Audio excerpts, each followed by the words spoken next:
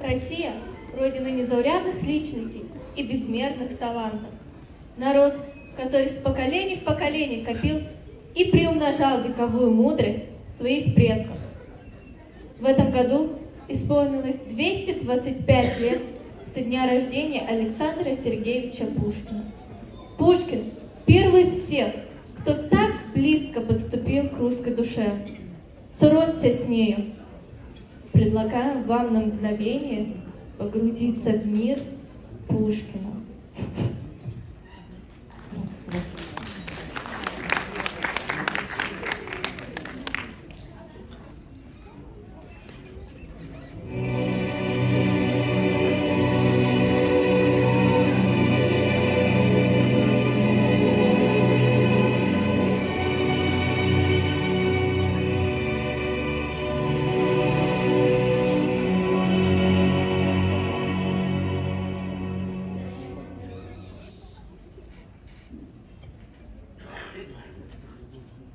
В селении Нарадово жил-был барин Гаврила Гаврилович со своей женой Прасковьей Петровной, и была у них дочь Мария Гавриловна.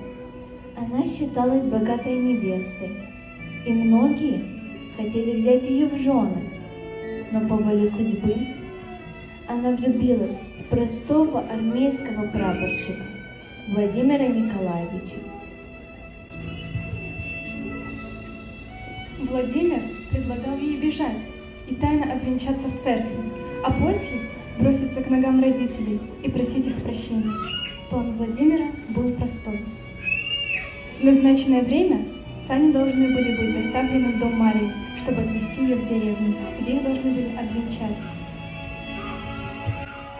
В тот день разыгралась сильная метель, и Владимир не смог добраться до церкви и вовремя.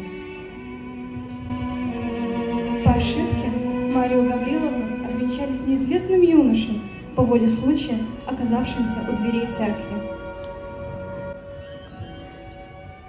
Прошло несколько месяцев. Гаврила Гаврилович умер, и Мария сделалась наследницей всего нажитого. Они с матерью переехали жить в поместье, чтобы как-то заглушить свою боль. Через несколько лет Мария узнала, что Владимир погиб под Москвой, но продолжала хранить ему верность, и многие этому удивлялись. И вот однажды она встретилась с гусарским полковником Бурминым. Он влюбился в нее, а она в него. А что было дальше, смотрите сами.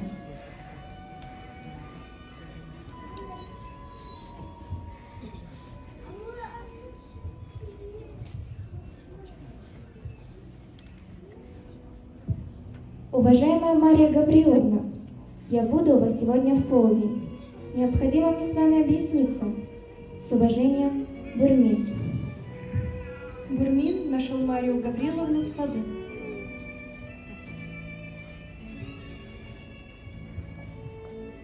Здравствуйте, Мария Гавриловна. Здравствуйте, сударь. Рада вас видеть. Мария Гавриловна, я давно искал случая открыть вам свое сердце. Мария Гавриловна, я вас люблю вас страстно. Я поступил неосторожно, предаваясь милой привычке видеть и слышать вас ежедневно.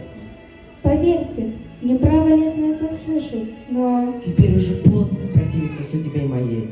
Ваш милый, несравненный образ отныне будет мучением и отрадою жизни моей. Но мне еще остается исполнить тяжелую обязанность. Открыть вам ужасную тайну и положить между нами непреодолимую преграду. Она всегда существовала. Я никогда не могла быть вашей женой. Знаю, что вы некогда любили, но смерть любимого и 3 года траура... Пожалуйста, перестаньте. Я прошу вас, перестаньте. Бедный Владимир. Добрая, Милая Марья Гавриловна, не пытайтесь лишить меня последнего утешения. Мысль, что вы бы согласились сделать мое счастье, если бы... Молчите, ради Бога, молчите. Да, я знаю, чувствую, что вы были бы моей, но я несчастнейшее создание. Я женат. Как? Вы? Ну почему же вы раньше? И где ваша жена? Что с нею? Ведь вы никогда о ней не вспоминали. Я женат. Я женат уже 4-й год. И не знаю, кто моя жена и где она. И смогу ли я свидеться с нею когда-нибудь? Что вы говорите? Как-то странно. Продолжайте, я расскажу после. Ну продолжайте, делайте милость.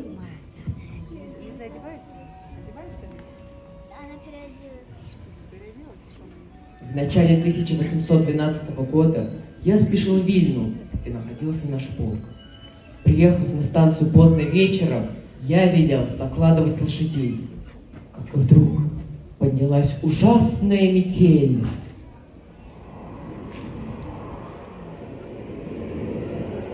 И тут Бурмин рассказал Марии Гавриловне, как, несмотря на уговоры, он двинулся в бурю.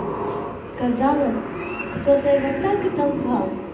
Он заблудился и очутился в незнакомой стране, где вдруг увидел огонек и велел ехать туда. Это была старая деревянная церковь. Он велел ямщику подъехать. Выпрыгнул из саней и вошел в ту церковь. В темном углу сидела девушка, другая темная невеста. Священник торопился. Мужчины и горничные поддерживали невесту и были заняты только ею. Нас обвенчали. Жена моя обратила ко мне бледное свое лицо.